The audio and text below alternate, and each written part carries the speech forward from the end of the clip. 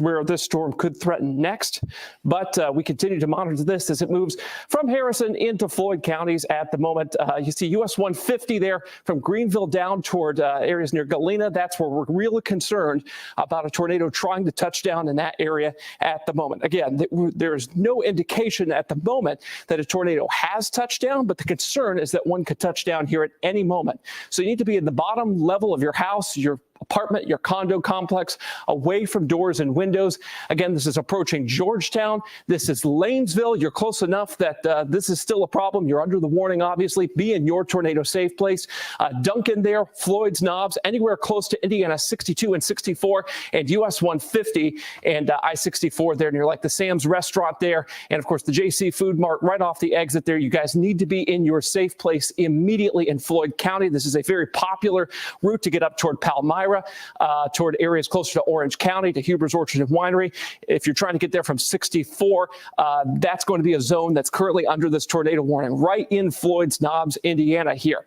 So let's look at the velocity once again here to see where exactly the rotating winds are in this thunderstorm. Again, this is kind of a last-minute thing here. I know a lot of folks are probably like, what on earth, a tornado warning on the 4th of July here? There is just enough ingredients in the atmosphere right now to squeeze off enough rotation to give us some concern here for a potential tornado. Now, because this radar scan's getting a little aged or old here, this actual area of rotation is probably closing in on Georgetown, so I would put it somewhere around here. Once we get a new scan, it'll move to the east here. So again, this is just north of I-64, where the kind of concentrated tornado risk is. Georgetown, Indiana. Safe place right now. Duncan, safe place. Floyd's Knobs, safe place. That is underground in a basement, if you have one, away from doors and windows. First floor of your house, if you don't have a basement. And that's going to be like an interior hallway or an interior windowless bathroom. Cover your head. Helmets are fantastic. Make sure that you're wearing, I should say, shoes, just in case any sort of tornado debris you happen to encounter there. Let's hope that doesn't happen today, but that's what we're tracking right now, is a storm that is potentially capable of putting down a tornado somewhere between Crandall and Georgetown at this time. I want to go back to a wider view here because I know a lot of folks are probably tuning in going, what on earth is going on here? First off, if you're in central or southern Kentucky, you're good. North central Kentucky, Louisville area, this storm may threaten Louisville here with a tornado potential. It does not currently have a tornado warning for the city right this second.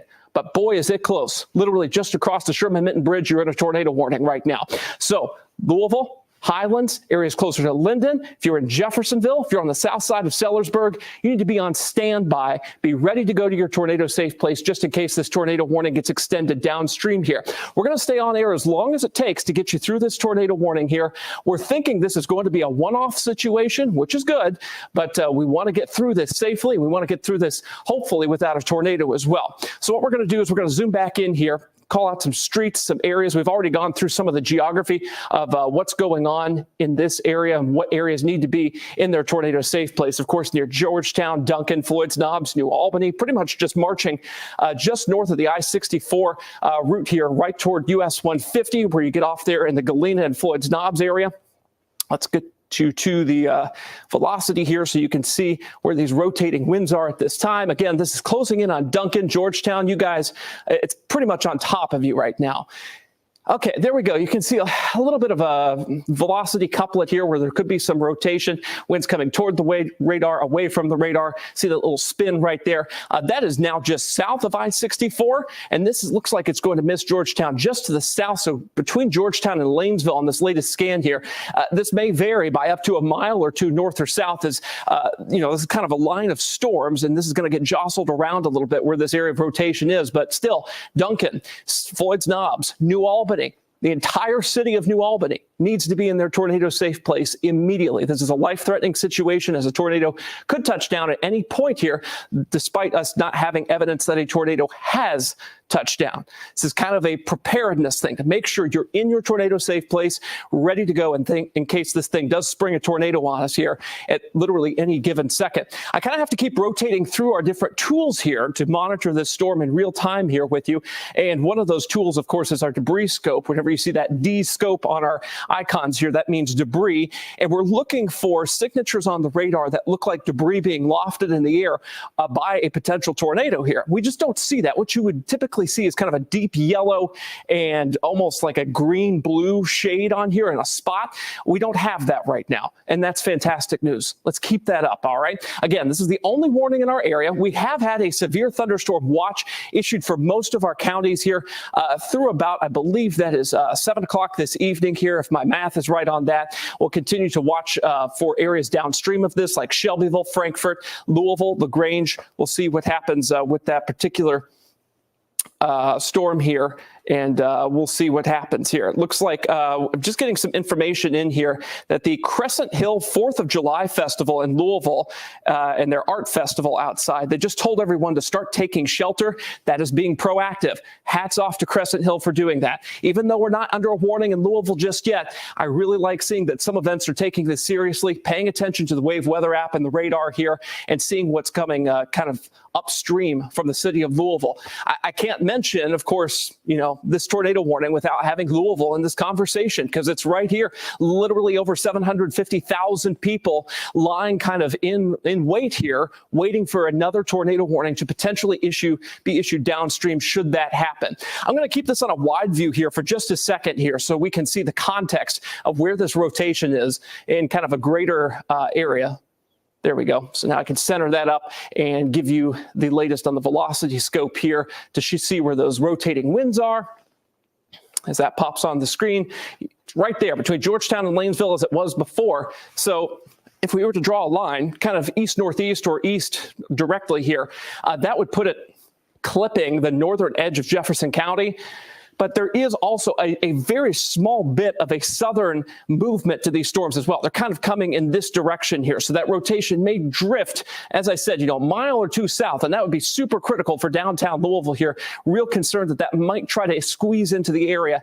Again, for those just tuning in, there has been no tornado spotted. But does that mean we need to let off our guard? Absolutely not. This is a kind of an area of rotation here that you need to take very seriously, because at any point, this could tighten up enough to put down a brief tornado.